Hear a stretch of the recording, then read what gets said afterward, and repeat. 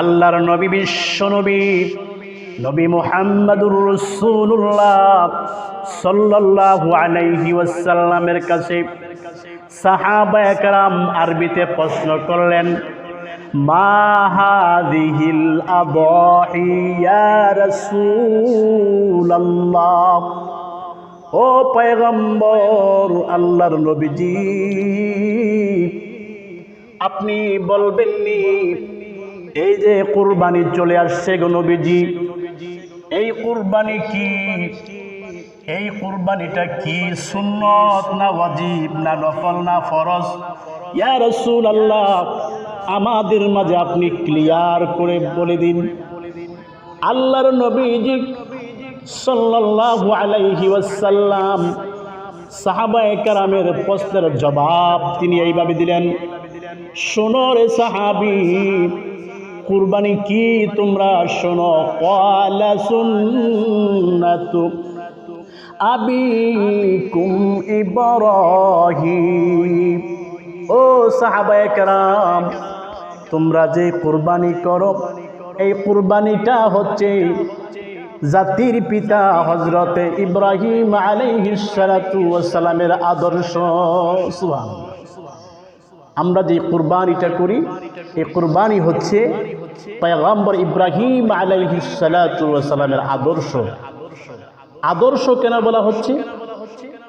আল্লাহর নবী বিশ্ব নবী মুহাম্মদুর রাসূলুল্লাহ সাল্লাল্লাহু আলাইহি ওয়াসাল্লাম বলেন, আদর্শ মানে হলো পয়গম্বর ইব্রাহিম যেইভাবে কুরবানি করেছে, তোমরা যদি সেইভাবে কুরবানি করতে পারো, তোমাদের কুরবানি সুন্নতে ইব্রাহিম হয়ে যাবে।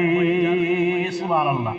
অর্থাৎ আল্লাহ তাবারক ওয়া তাআলার দরবারে তোমাদের কুরবানি পৌঁছে যাবে যদি তুমি পয়গম্বর ইব্রাহিমের মতো মন নিয়ে যদি কুরবানি করতে পারো। পয়গম্বর ইব্রাহিম একমাত্র আল্লাহ তাবারক ওয়া তাআলাকে রাজি আর খুশি করার জন্য তিনার প্রিয় পুত্র, প্রিয় সন্তান তিনি কুরবানি করেছিলেন। সুবহানাল্লাহ।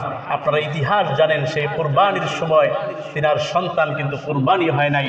আল্লাহ তাবারক ওয়া তাআলা তার নিয়তটা দেখেছিলেন যে সে কিসের জন্য কুরবানি করে, আল্লাহকে রাজি আর খুশি করার জন্য কুরবানি করে কিনা। কিন্তু আল্লাহ তাবারক ওয়া তাআলা বুঝেছেন যে পয়গম্বর ইব্রাহিম একমাত্র আল্লাহকে রাজি খুশি করার জন্যই কুরবানি করেছিল, যার কারণে এটি ইতিহাস হয়েছে। আল্লাহ তাবারক ওয়া তাআলা আমাদের সবাইকে এইভাবে কুরবানি করার তৌফিক দান করুন। এবার আসুন সম্মানিত মুসল্লিয়ান, এই যে কুরবানি আমি আর আপনি কুরবানিটা করব, আপনি যে পশু কিনলেন, যে গরু, যে মহিষ, যে বকরি আপনি কুরবানি করবেন, এই কুরবানি করলে আপনি কি পাবেন, আমি কি পাবো, এটাও আবার সাহাবায়ে কেরাম আল্লাহর নবীজির কাছে প্রশ্ন করলেন। ইয়া রাসূলুল্লাহ, قالوا فما لنا فيها يا رسول الله। ওগো আল্লাহর নবীজি, পয়গম্বর মুহাম্মদুর রাসূলুল্লাহ সাল্লাল্লাহু আলাইহি ওয়াসাল্লাম, আপনি বলুন, যদি আমরা এই কুরবানি করি আমরা কি পাবো গো, কি লাভ আমাদের হবে? আল্লাহর নবীজি সাল্লাল্লাহু আলাইহি সাল্লাম বলেন, ক্বালা বিকুল্লি শাআরাতিন হাসানাতুন। ও সাহাবায়ে কেরাম, তোমরা শোনো, যদি তোমরা কুরবানি করতে পারো, কুরবানির ভিতরে যেই পশুটা তোমরা কুরবানি দিবা, ওই পশুটার প্রত্যেকটা চুলে চুলে আল্লাহ রাব্বুল আমিন তোমাদের আমল নামায় সওয়াব দান করিয়া দিবে। পশুর প্রত্যেকটা চুলে চুলে সওয়াব দান করে দিবে। আগের যুগের কথা, ওই সময় বেড়া ছিল, দুম্বা ছিল, বেড়ার ভিতরে তো পশম আর পশম।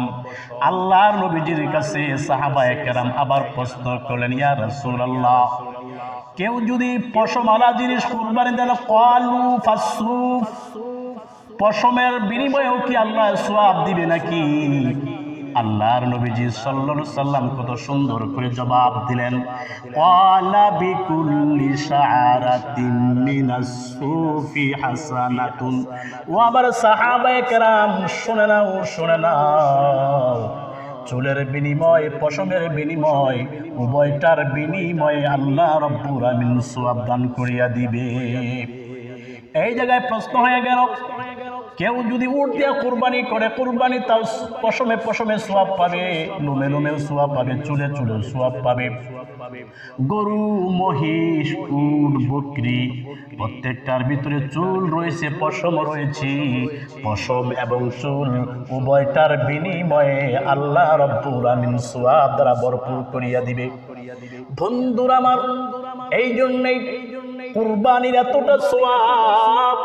কিয়ামতের ময়দানে এই পশুর ভিতরে যত লোম ছিল, চুল ছিল, পশম ছিল, এগুলা সবটার বিনিময়ে যদি সোয়াব পাওয়া যায়, তাহলে দেখা যাবে যেই লোকটা আল্লাহকে রাজি আর খুশি করার জন্য কুরবানি করেছিল, কিয়ামতের ময়দানে, মুসিবতের ময়দানে দেখবে তার আমল নামায় সোয়াবের কোনো অভাব নাই।